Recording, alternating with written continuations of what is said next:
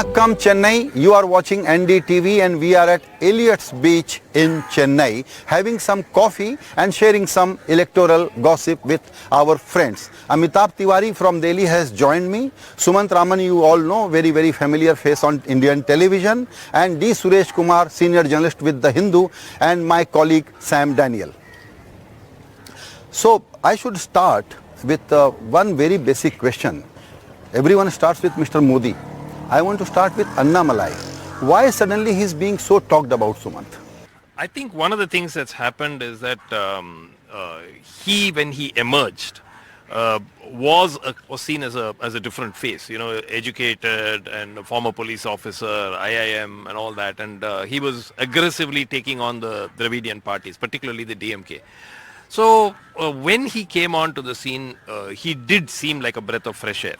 But as things went on, particularly in the last 8-9 months, it's really unraveled quite spectacularly. The BJP still hopes he will do something special in the election, but from all accounts, that does not seem to be happening. So I think the curiosity factor, you know, in the first 1 year, and he's hardly, now he's 39. So when he was actually made the state BJP president, he was not even 38. So at that point, there was a lot of interest. But I think the way he's gone about things, I think a lot of it has dissipated. Do you agree with that? See, one thing I would say is that why are we talking about Annamalai is because, he is the one who has set up this anti-DMK narrative in Tamil Nadu. And that was aided by the lack of response by the AIADMK leader, Edappadi Palanisammy. Because for about, 1.5 years after the 2021 elections, Edappadi Palanisammy was preoccupied with his own party's internal thing. You know, he wanted to take over the leadership and then he was occupied with that. And largely he confined himself to his native town Salem instead of being in Chennai or traveling across the district. So that gave Annamalai a space. In terms of optics, I must say that Annamalai has positioned himself well as an opposition to the DMK. But on the ground, for any political party to succeed, you will need booth level committees, you will need a great organizational, well-oiled machinery, which the DMK and the AIADMK have. But today, Annamalai, I must say that irrespective of the BJP not having that sort of a well-oiled machinery across Tamil Nadu, he has been identified beyond the party today. So today here, it's not Modi or it's not the BJP, which is as popular as Annamalai. He does appeal to a section of the urban first-time voters. You cannot deny that space to him. But at the same time, he has not been very consistent in his opinions. At one point, he says that the first thing the BJP will do if it comes to power in Tamil Nadu, is that the HRNC department, the Hindu religious department, will be abolished. On the other hand, he appreciates the Kamaraj government for appointing a Dalit as a HRNC minister. So he's not consistent in his views. At one point, he praises Karnataka, at another point, he criticizes. And he has definitely rubbed the AIADMK on the wrong side, which led to the collapse of the alliance. So he has been both a positive and a negative character. Okay. So many a times, Amitabh, we focus a lot on the local organization, booth level committees and all that. But Mr. Modi's arrival in last 2 months, 7 or 8 trips, in last 10 years, many more other trips. You can start from Xi Jinping being welcomed by Mr. Modi in Tamil Nadu and many other activities. The kind of narrative he is building, many say, is very different from the past BJP or RSS leadership did here. They were talking about Hindi, Hindutva, etc. Mr. Modi is talking about Tamil being the most ancient language. He is talking about Tamil antiquity. This communication is far powerful than the normal political messaging. Maybe he has made some connection with large number of households in Tamil Nadu, and that will show some surprises to us. Do you agree? Yeah, essentially, Prime Minister Modi in 2019, if we see, there was a go back Modi campaign whenever he used to arrive. So this time it's not there. So he has come back strongly after that. And he is a very practical politician, astute politician. So he understood that Hindi and Hindutva is not going to work here. That's why he's talking about the Kashi Tamil Samagam. That's why he's talking about the ancient Tamil language, how is it fairly ancient, and how Tamil Nadu has a fairly rich cultural heritage and history. Now if we come to elections, there is of course a Modi factor, as we all know. This factor fetched BJP roughly 25-30% extra votes in north, west and eastern zones. Will that be that powerful in Tamil Nadu? That we'll have to see as we progress down the line. However, there is a big swing vote in Tamil Nadu. So around 20% plus fluctuates between AIADMK and DMK in the past two elections, which means that that is not a hardcore ideological vote of these two parties, and that is the vote which BJP is targeting. And with the popularity of Annamalai, at least among the first time voters, or let's say the buzz which he has created amongst the first time voters, the party hopes to do well. However, it's a fairly daunting task because DMK plus is sitting at 50% plus vote share. So for BJP to win seats, it needs to make significant dent into DMK, and that we'll have to see. Perhaps the alliance between AIADMK and BJP would have been at a much better place to take on the DMK-led alliance. But then the question is, why is Mr. Modi putting so much of his brand equity on the stake? It is very simple, that it is not about seats in this election. It's about what kind of vote share, because of his own personal presence and connection, BJP can garner. And that could be something in good double digit. Yeah, of course. I mean, we talk about the BJP or the NDA-led alliance getting 20% or 25% vote share. BJP led an alliance in 2014 and it got 19% vote share. Of course, DMDK and MDMK are not part of that alliance now, so that has weakened. But OPS and with Dinakaran joining the alliance and with TMC Mupanar, I think that is a fairly easier number to achieve, and he is here for the long-term play, as you said, sir. And the party perhaps sees, like in any other state in India, the weakening of one of the two Dravidian parties to make an entry, and perhaps it sees that the AIADMK in a post-Jayalalitha era might weaken, which has not happened till date, and that is the hope which the party has for the future here. Sam, I want to ask you something, which is maybe many a times we commentators look at things from the rear view mirror. And this time there could be a fatigue about a kind of Dravidian politics has been played out in so many decades. And Mr. Modi's focus has been only on one thing, that Dravid parties have undersold Tamil Nadu, Tamil Nadu's culture, Tamil Nadu's people, Tamil Nadu's language. And he is building a narrative on that. There could be many buyers for this narrative. That's yet to be tested in that sense, because both the DMK and the AIADMK have committed loyal vote banks. No matter what kind of criticism the opposition may level, that's not going to change. But what perhaps Mr. Modi is targeting is the first-time voters or the apolitical voters, objective voters, a small percentage of them who decide on the basis of issues. So this kind of a thing, I'm not sure whether it will work, but it to be tested. But many would say, when Mr. Modi came to Tamil Nadu several times, possibly if he had committed on issues like NEET, something which is very close to people in Tamil Nadu, all political parties demand exemption from NEET, or perhaps even a token announcement in terms of relief for the flood-ravaged areas, be it Chennai or southern districts, that could have struck a chord. I think for some reason the BJP is stuck to its position. It's not really relenting.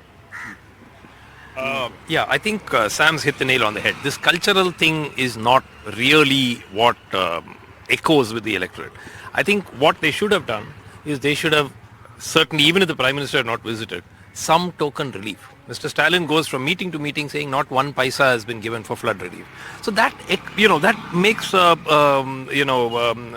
syncs with the people. Second, of course, is a simple thing, the All India Institute of Medical Sciences at Madurai, which, has been long delayed. Mr. Modi laid the foundation stone in 2019. We are now in 24, and the building work is just starting. So I think that these kind of things, essentially, had they focused on development, maybe big projects, a couple of big projects to the state. So the opposition, including the AIADMK now, goes to the people and asks what has been given to the state, unlike all the focus that's been on states like Gujarat. For instance, recently the semiconductor plant which should have come here has gone to Gujarat. So I think that there is that narrative which is much stronger than Sengol or Kashi Tamil Sangam or Kachativu even. So I think that they missed a trick. Even a token, as Sam said, even a token 200-300 crore flood relief would have got the BJP more votes than all this cultural, stuff. Do you agree with his analysis? Because one would argue that this anti-center or critical to center argument by DMK or AIADMK, whoever is in power at that time, is a rhetoric, and this has played out many a times. This doesn't work because the new aspiring India wants to hear a different language.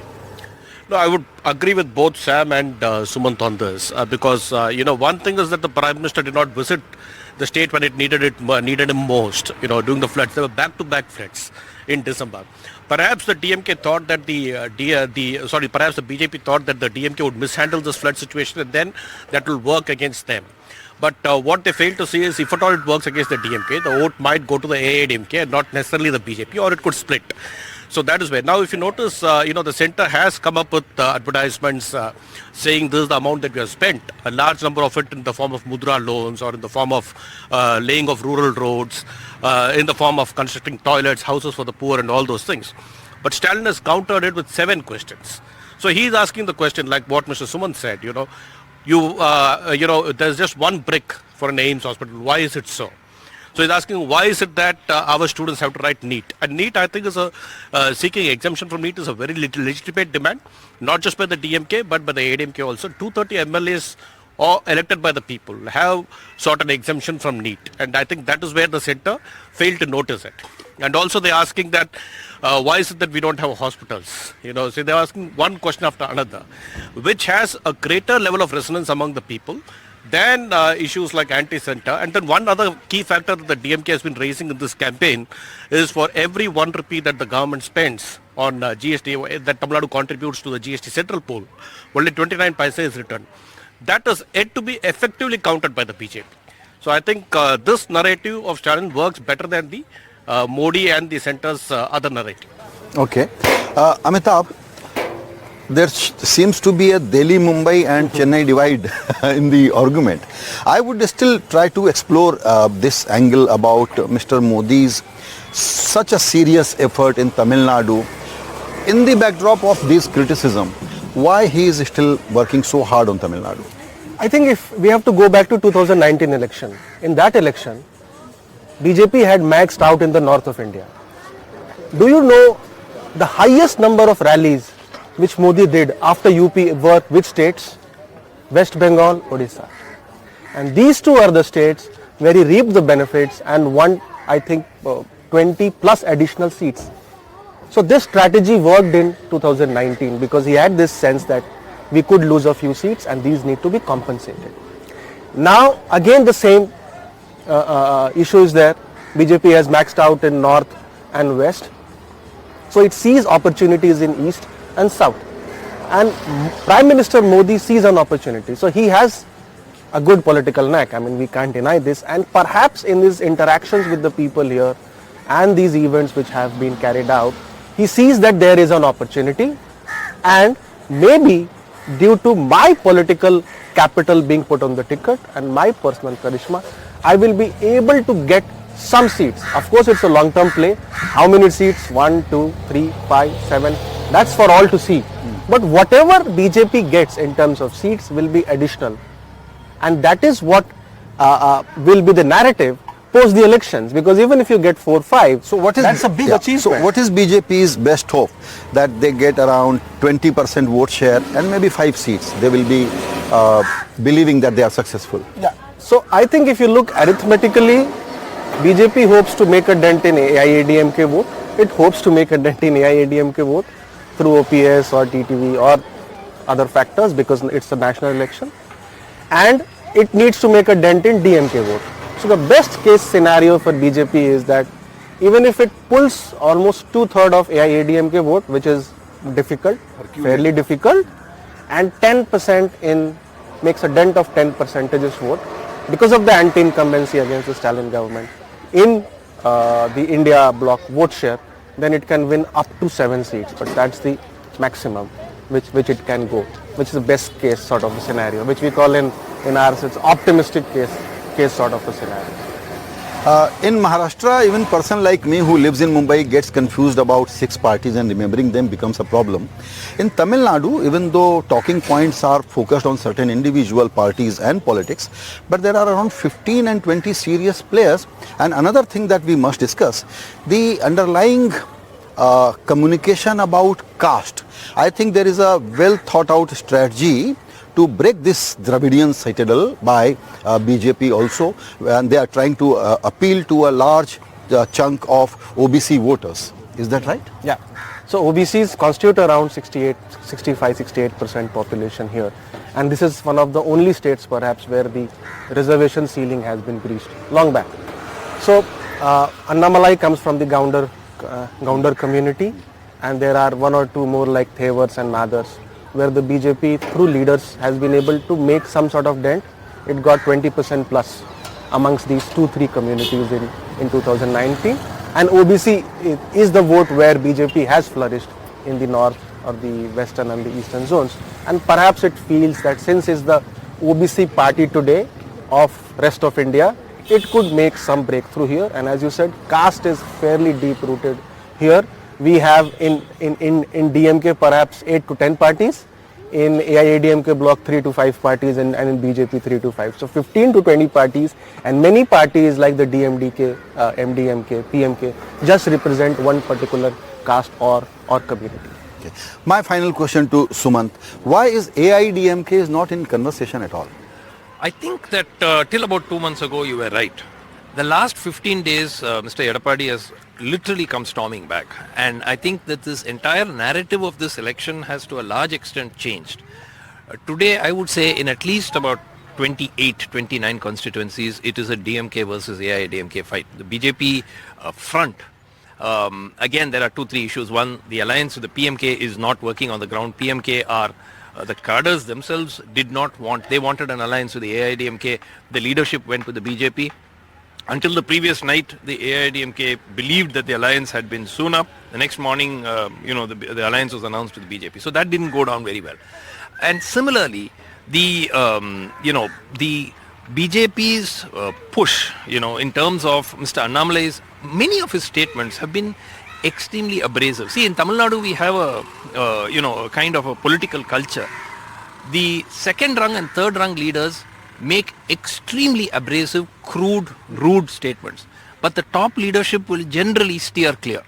Here, we've got the state president, making comments about almost just about everybody. And, let me tell you now, as Amitabh said, had Mr. Annamalai not broken the alliance, almost single-handedly, nobody else in the state leadership wanted the alliance to break. Nobody in the BJP high command wanted the alliance to break, which is why they kept saying our doors are open till 3 weeks ago.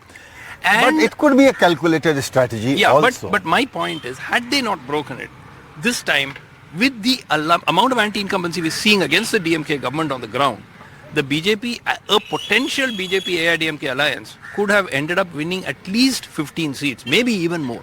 I think that's an opportunity that they perhaps will... Actually, BJP has thrived many a times on smaller local partners. This time, it has decided to aggressive or confident enough to go for a bigger bet, and that's why they are choosing the path they have chosen here. 19th April, first phase of Lok Sabha election polling, and Tamil Nadu's 39 seats go to poll in one go. So this will be most interesting day to watch. Of course, we won't know what voters have actually done while voting, but this will be speculated a lot. Why Mr. Modi has put so much equity on the table to win the hearts of Tamil Nadu, and that is one big answer people will be looking for. Even though BJP may not get many seats, but a serious vote share is their target, and we have to wait to see the real results. Thank you.